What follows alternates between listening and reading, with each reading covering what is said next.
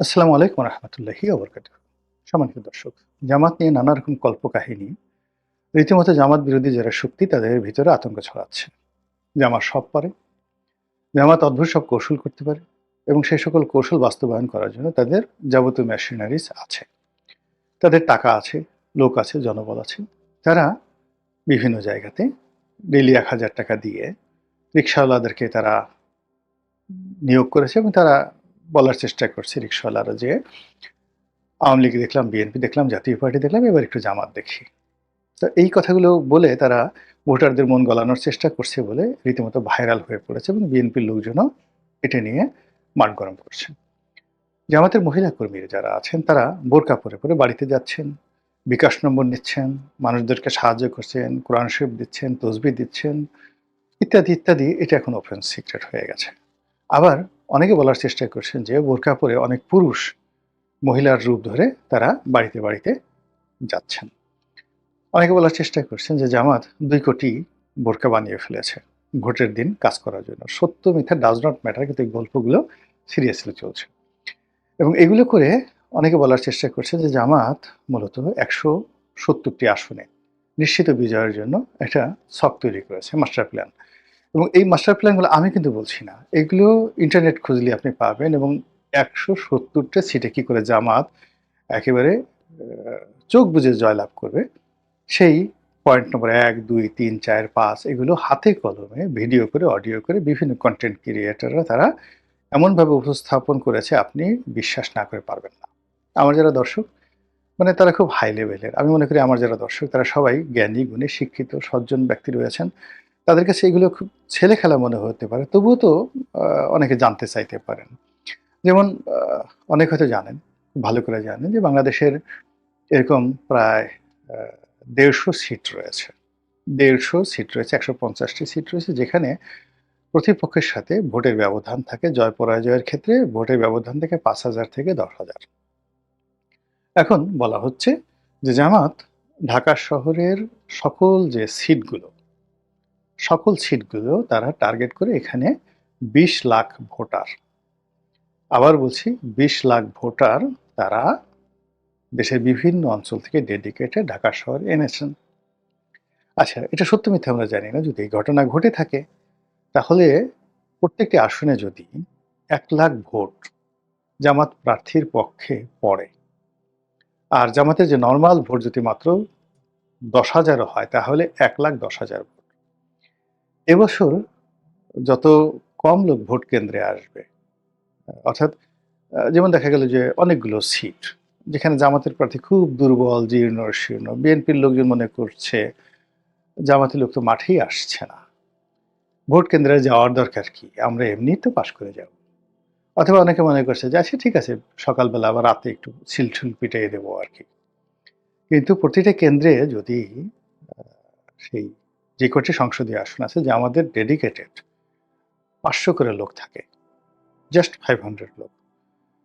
তাহলে এই আ যারা বিএনপির লোকজন মনে করছেন যে রাতে একটু ছিল-ঠিল পিটিয়ে আসবেন, সেটা তো সম্ভব হবে না। গেল ১। ২ নম্বর হলো যে ওই যে তারা যেহেতু মাঠে জামাতের প্রার্থীদেরকে দেখছে না এবং বিএনপির প্রার্থীরা এককভাবে ঘুরে বেড়াচ্ছেন। কাজেই তারা বিজয়ের ব্যাপারে নিশ্চিত এবং ভোটাররা, বিএনপি যারা ভোটাররা তারা মনে করবেন ওই আওয়ামী লীগ জমানার মতো ভোট দিলেই বা কি না দিলেই কি আমাদের প্রার্থী তো এমনি জয়লাভ করবে। তো সেখানে তারা আসলেন 5%, 3%, 6% আর বাকি জামাতের ১,০০,০০০ ভোটার সেখানে উপস্থিত হয়ে গেল। বলেন তো ফলাফলটা কি হবে? ফলাফলটা নিশ্চিতভাবে জামাত চলে আসবে। এইভাবে গ্রামে বাংলায় মানে ঢাকা শহরে যেভাবে এই ২০ লাখ ভোটের কথা বলা হচ্ছে, আর প্রবাসী ভোট ১৫,০০,০০০ প্রবাসী ভোট, এই প্রবাসী ভোটের উপর বলা হচ্ছে যে জামাত পুরোটাই নিয়ন্ত্রণ করে ফেলেছে। এই প্রবাসী ভোট কার কোন প্রার্থীর ইসে পড়বে ওটা জামাতই নির্ধারণ করে দিয়েছে বা দিবে। What ever maybe does not matter. এখন ওখানে সেই ১৫,০০,০০০ ভোট, এখানে গেল ২০ লাখ, ওখানে গেল ১৫,০০,০০০ ভোট। সেটা কিভাবে হবে? কিভাবে ডিস্ট্রিবিউশন হবে? কোন, কোন আসনে যদি ১০,০০০ করে আপনি ১৫,০০,০০০ ভোট দিয়ে দেন, তাহলে কয়জনের কপাল পড়বে? মানুষজন গল্প বানিয়ে ফেলেছে। এরপর আরো অনেক সুন্দর, সুন্দর গল্প। যেমন ঢাকা বিশ্ববিদ্যালয়ে ডাকসু নির্বাচনে তারা জয়লাভ করলো। শিবির জয়লাভ করলো। সবার অভিযোগ ছিল, প্রধান অভিযোগ ছিল যে ব্যালট পেপার ঢাকা বিশ্ববিদ্যালয়ের ছাত্র সংসদ নির্বাচনের যে ব্যালট পেপার, এটি জামাত আগেই ডুপ্লিকেট কপি নীলক্ষেত থেকে তারা ছাপিয়ে রেখেছিল এবং সেখানে প্রার্থীর পক্ষে ভোট দিয়ে তারা আগেই ব্যালটে এটা সিল মেরে ব্যালট বাক্সে ভরে রেখেছিল বা ভরে দিয়েছে। ফলে নিরঙ্কুশভাবে, অপ্রত্যাশিতভাবে, অভাবনীয়ভাবে শিবিরের প্রার্থীরা ডাকসু নির্বাচনে জয়লাভ করেছে। একই কাণ্ড ঘটেছে জাহাঙ্গীরনগর বিশ্ববিদ্যালয় এমন প্রচার প্রপাগান্ডা চালাচ্ছে বিএনপির যারা লোকজন আছে, তো সেটারই ধারাবাহিকতায় এখন বলার চেষ্টা করছে যে এই যে ব্যালট পেপারগুলো, এই ব্যালট পেপারগুলো আলটিমেটলি জামাত যদি ছাপিয়ে ফেলে নীলক্ষেতের মতো করে, আমি মানে নিজের কোনো বক্তব্য না, কিন্তু আমি জাস্ট কার্যকরণ বলছি, যদি ছাপিয়ে ফেলে, তারপরে যদি তারা এগুলোতে দাঁড়িপাল্লাতে সিল মেরে থাকে, যদি জামাতের মহিলা যারা কর্মী আছে সারা বাংলাদেশে, ধরেন 50 লাখ লোক, 50 লাখ মহিলা তাদের রিক্রুট করা আছে, এত দরকার নাই।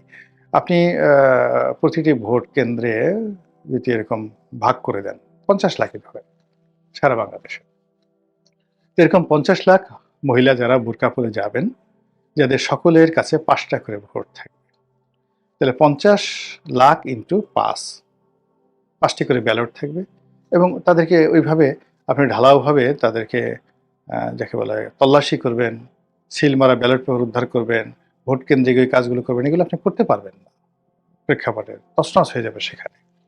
তো এইভাবে করলে যদি 50 লাখ ভোট ইন্টু 5 কত হলো? 2.5 কোটি ভোট। এখন 2.5 কোটি ভোট যদি কোন প্রার্থীর পক্ষে পড়ে, সেখানে কি ধরনের একটা রেজাল্ট আসবে? এবং সেই রেজাল্ট অনুযায়ী যদি 170টি আসনে জামাত জয়লাভ করে, কেউ কেউ অবশ্য একটু কমায় দিচ্ছে, বলছে 162টি আসন তারা টার্গেট করে এভাবে আগাচ্ছে, হোয়াটএভার মেবি, তাহলে জামাত তো সরকার গঠন করে ফেলবে। এবং এই কথা বলে বিএনপির লোকদেরকে যেভাবে ভয় দেখানো হচ্ছে, আর এই কথা বলে জামাতকে যেভাবে একটা সেফ এক্সিট দেওয়া হচ্ছে, তার ফলাফলটা আসলে নির্বাচনের 12 তারিখে কি হবে বলা যাচ্ছে না। তবে ইতিমধ্যে একটা জিনিস লক্ষ্য করছেন আপনারা, এনসিপির যারা নেতৃবৃন্দ রয়েছেন, সেটা নাসিরুদ্দিন পাটোয়ারি, হাসনাত আবদুল্লাহ, তারপরে আসিফ মাহমুদ, সজীব ভুঁইয়া, যারা এনসিপির এই মুহূর্তে যারা আছে, নাহিদ ইসলাম, তারা সবাই হঠাৎ করে নির্বাচনের শেষ সপ্তাহে এসে তারা অতিরিক্ত বা অতিমাত্রায় আত্মবিশ্বাসী হয়ে পড়েছে।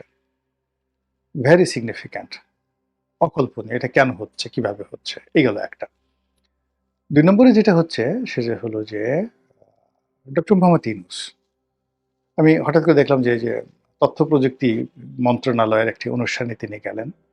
তিনি গত কয়েক মাস যাবৎ ভীষণভাবে মানসিকভাবে বিপর্যস্ত ছিলেন, কথাবার্তা তেমন বলেননি, চেহারাটাও নষ্ট হয়ে গিয়েছিল, কারোর সঙ্গে কথাবার্তা বলেননি এবং বিদেশে অনেক দিন যাবৎ তিনি যাচ্ছেন না। কিন্তু সাম্প্রতিক সময় তার ভিতরে অতিরিক্ত আত্মবিশ্বাস চলে এসছে প্রাকৃতিকভাবে, তার চেহারা ভালো হয়ে গেছে এবং তিনি যেভাবে সেখানে গিয়ে বক্তব্য বললেন, যেভাবে বাংলাদেশের সমস্যাগুলো, মানে পুরো আমাদের দেশের যে আমরা প্রতারণার একটা রাজ্য গড়ে তুলেছি, ওটা লং, মানে কোনো রকম স্ক্রিপ্ট ছাড়া বাংলায় সাবলীলভাবে যে দীর্ঘ বক্তৃতা দিলেন, গত 17 মাসে এত সুন্দর বক্তব্য তিনি দিতে পারেননি।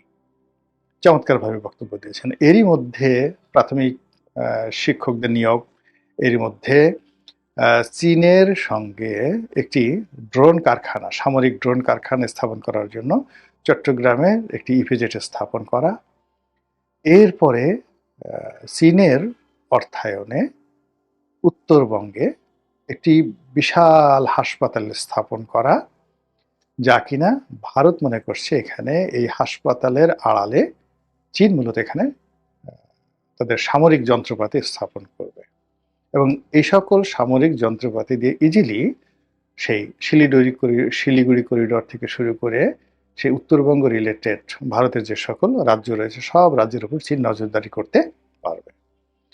অন্যদিকে চট্টগ্রামের যে অঞ্চলটিকে সেই সামরিক কারখানা রূপে ঘোষণা করা হয়েছে, সেটি মূলত ভারতকে দেওয়া হয়েছিল, ভারতকে সেখান থেকে বাদ দিয়ে চীনকে সেটা দেওয়া হলো। এই সময়টিতে হঠাৎ করে এসে উনি যে ঘুরে দাঁড়ালেন, একেবারে নির্বাচনের আজকের আমি ভিডিওটি যখন করছি তখন 29 তারিখে, জানুয়ারি মাসের 29 তারিখ, এই সময়টিতে এসে যেভাবে সরকার ঘুরে দাঁড়িয়েছে, যেভাবে জামাতের আসন নিয়ে কথাবার্তা বলা হচ্ছে, এবং এর বিপরীতে বিএনপির যে নড়াচড়া, এটা কমে যাচ্ছে। বিএনপির নেতা সম্পর্কে নানা রকম নেতিবাচক ছোটখাটো যে ঘটনা, সেই ঘটনাগুলোকে পাহাড়ের মতো বড় করে যেভাবে প্রচার করা হচ্ছে, তিনি তার ছাত্রদলের সভাপতি, তার দলের মানে বিএনপির অঙ্গ সংগঠন ছাত্রদলের সভাপতি রাকিবকে তিনি কেন তার পায়ের কাছে বসতে দেননি বা মঞ্চ থেকে সামনে নামে পা ঝুলিয়ে বসতে বলেছেন, এটা নিয়ে তর্ক বিতর্ক হচ্ছে।